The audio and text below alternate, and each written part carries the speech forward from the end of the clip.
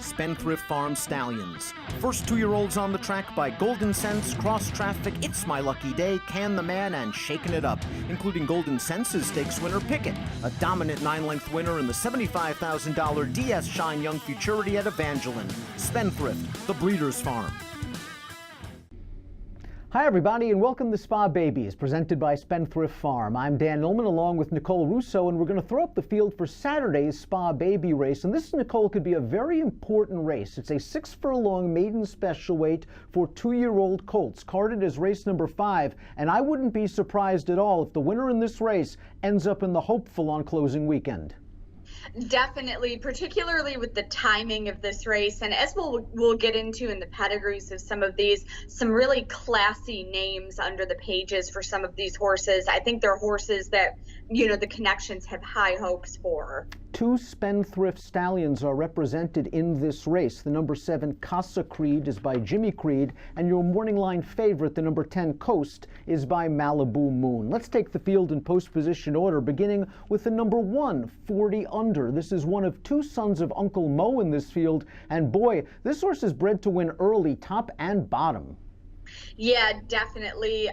Uncle Mo, as you mentioned, a champion 2-year-old who sired a champion 2-year-old in Nyquist in his first crop. His runners, as you would expect, like to win early.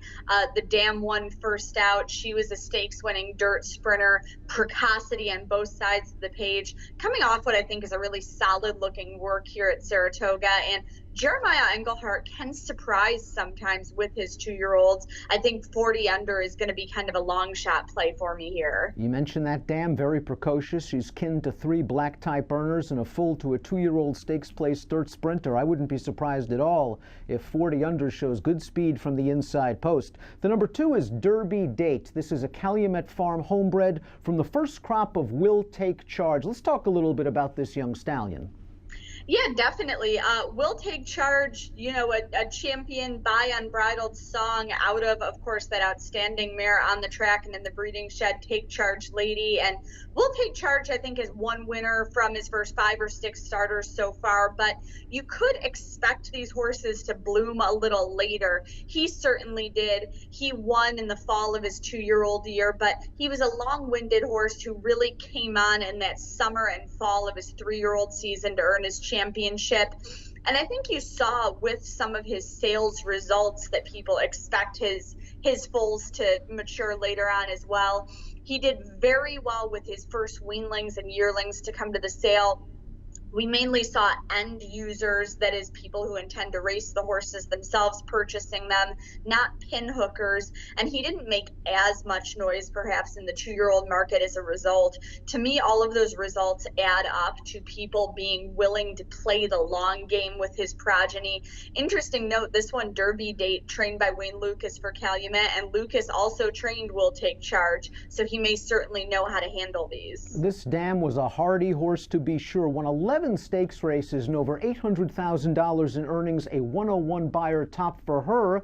This colt's last workout came in company with Bravazzo, who we expect to see in the Haskell on Sunday. But here's somewhat of a troubling formulator fact for the great Wayne Lucas. Over the past 5 years, with 2-year-old debut runners in maiden special weight dirt sprints at Saratoga, Lucas is 0 for 27, and none of those 27 horses hit the board. The number 3 is Aurelius Maximus. This horse is trained by Chad Brown. He is a son of Pioneer of the Nile. It's a classic Phipps pedigree. Do you think this colt might want longer distances down the road?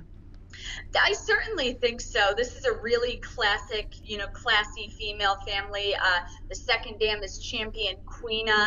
In recent years, this family, you know, which has just consistently produced stakes performers. In recent years, the family of, you know, multiple Grade 1 winner Verrazano and others, certainly long-winded horses. Pioneer of the Nile, of course, classic sire with the likes of American Pharaoh, classic Empire, all longer-winded horses. That being said, I think Pioneer of the Nile poised for a really solid year with his 2-year-olds. His current juveniles are from mares bred in the spring of 2015. after the prior year, American Pharoah was the champion 2-year-old, and Social Inclusion from his first crop hit the board in the Preakness. So Pioneer of the Nile got a higher quality of mares as a result, and I think it's showing with his current 2-year-olds. He's got the good Mother, who's a debut winner at Del Mar with a high Beyer for the category, and others out there. This horse was a $625,000 RNA as a yearling. The Dam was a graded stakes winner, going a 1-turn mile as a 2-year-old. Aurelius Maximus himself kin to 2 graded placed runners. The number 4 is Baracho, like the number 140 under by the classy stallion Uncle Mo. This second Dam was a stakes winner on turf, dirt, and synthetic, and was a debut winner at 2. I wouldn't be surprised if this horse is a little bit of a surprise package at a price. Yeah, perhaps so. As we mentioned, the second runner in here for Uncle Mo, who can certainly get you a good 2-year-old. The kind of an interesting work pattern on this horse, and I'm really going to be interested to see what our clocking team, led by Mike Welsh, has to say about this horse. Of course, you can pick up their clocker reports throughout the meet at drf.com.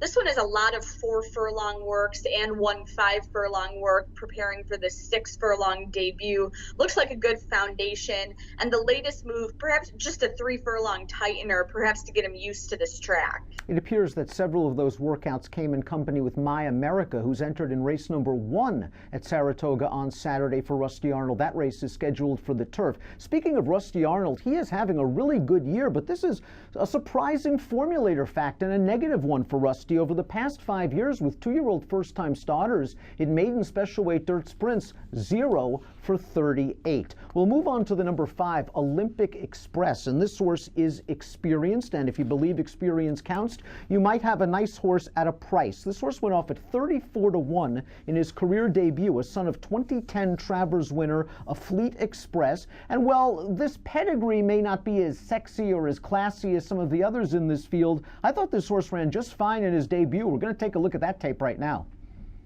Yeah, and we talked a little bit about this race, perhaps the inside kind of being the place to be. Olympic Express was wide against a rail skimming winner. That winner, Lexitonian, came back to run in the Sanford opening weekend, finished off the board. The runner-up, Bankit, is very well regarded in Friday's Spa Baby race. You might want to keep an eye on how that one runs if it flatters Olympic Express. Obviously, we're filming this before Friday's card is gone. The number 6, Macho Citizen, and this horse is a half-brother to a very precocious and fast runner. Promise Me Silver was not only a 2-year-old debut winner, I believe she was undefeated at 2, as well as being a graded stakes winner. Macho Citizen is also a half to a 2-year-old winner named Bully Good, and Brett Calhoun gets him ready to win first time out. He was great at Keeneland over the spring with his 2-year-olds. Yeah, definitely. And Promise Me Silver, a very good race filly. The Texas bred won 10 of her 14 career starts. As you mentioned, all 4 of her starts as a 2-year-old. And she wasn't just succeeding in her home state. She took the debutante at Churchill. Really, really classy filly. Sire Proud Citizen, I like them a little better as they get some experience under their belts. Of course, he's got 2 Kentucky Oaks winners, multiple graded winner Blended Citizen out there in the 3-year-old ranks this year. But that being said, so much precocity under the female side. And as you mentioned, Brett Calhoun having a really solid year with his early runners. Number 7 is Casa Creed by Spendthrift stallion Jimmy Creed, who has gotten off to a wonderful start with his 2-year-old debut runners. He has won 22% of the time with those horses. The second Dam was a very stout turf horse, Wild Heart Dancing, and I wonder if this colt may need a race or 2 to find his stride.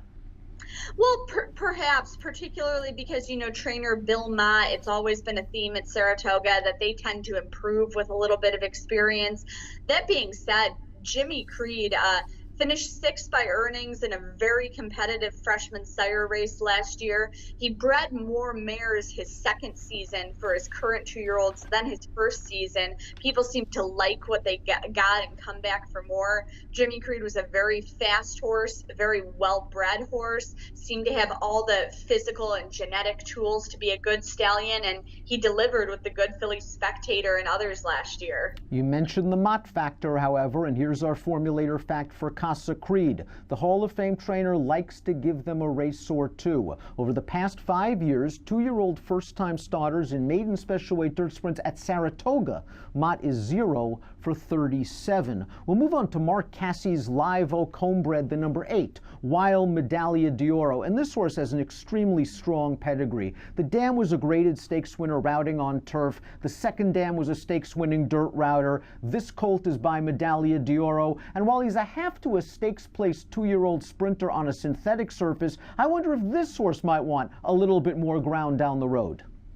I am going to be watching this horse for when he gets that opportunity down the road. An outstanding pedigree, crossing Medagliad'oro over a Distorted Humor mare. Distorted Humor, such a good broodmare sire in recent years. That cross responsible for multiple Grade 1 winner, a late graded winners, Mrs. McDougall, Funny Proposition. But those all, two-turn type horses. Wild Medagliad'oro has a solid work pattern, and I am going to be watching for this one down the road. The 9 is absolutely Aiden, and this is a fascinating pedigree. Stamina over speed. Stay Thirsty over a Carson City mare. This is a half-brother to a 2-year-old multiple Grade 3 stakes place sprinter named Special Joe, who won the career debut at 2. He's also a half to a couple of other black type earners, and he worked pretty quickly at April. $100,000 after working a furlong in 10 and 1. Steve Asmussen can win first time out.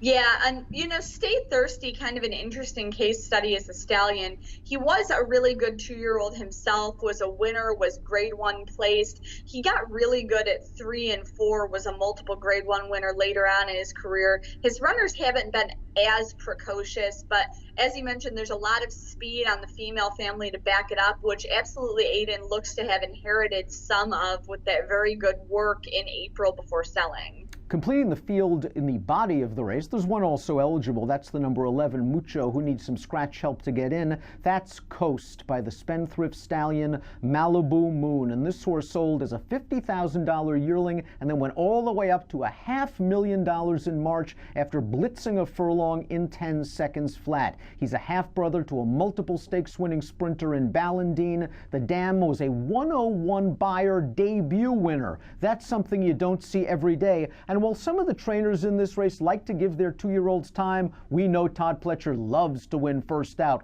Coast is the morning line favorite, and he could be very tough in this spot.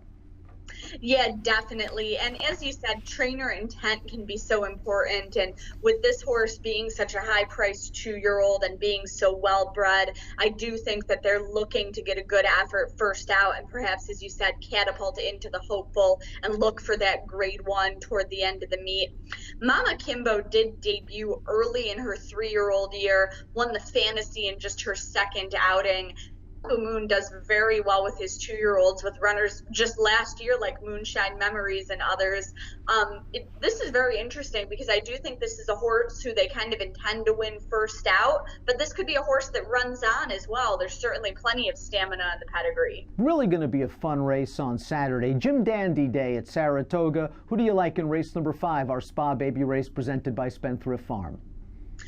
I think this is going to be a really fun race for exotics, and if you can find the right horses to kind of play underneath the favorites. As we just discussed, I do think Coast, they intend to win early with him, as well as Aurelius Maximus, the Chad Brown trainee, as I mentioned, Pioneer of the Nile, looks poised for a big year with his 2-year-olds. It's hard to look past those two from trainers who can certainly win with their 2-year-olds. But as you're playing the exotics underneath them, your multi-horse exactas, trifectas, we always say watch the board. And I am going to be watching Casa, Creed, Macho Citizen, and 40 Under to kind of see where the value is there. I'm going to be keenly watching Bankett's performance on Friday. He's an odds-on favorite on the morning line, and if he comes through with a big win second out for Steve Asmussen, I wonder if I can improve Olympic Express's chances on Saturday. He already has a race under his belt. He was a little bit green. We saw how wide he came into the stretch. I think a forward move against a couple of these inexperienced horses might give him a chance at a decent price, because Todd and Chad, their 2-year-olds, are going to get bet. So I'll take a chance with the 5, Olympic Express, in Saturday's Spa Baby race presented by Spendthrift.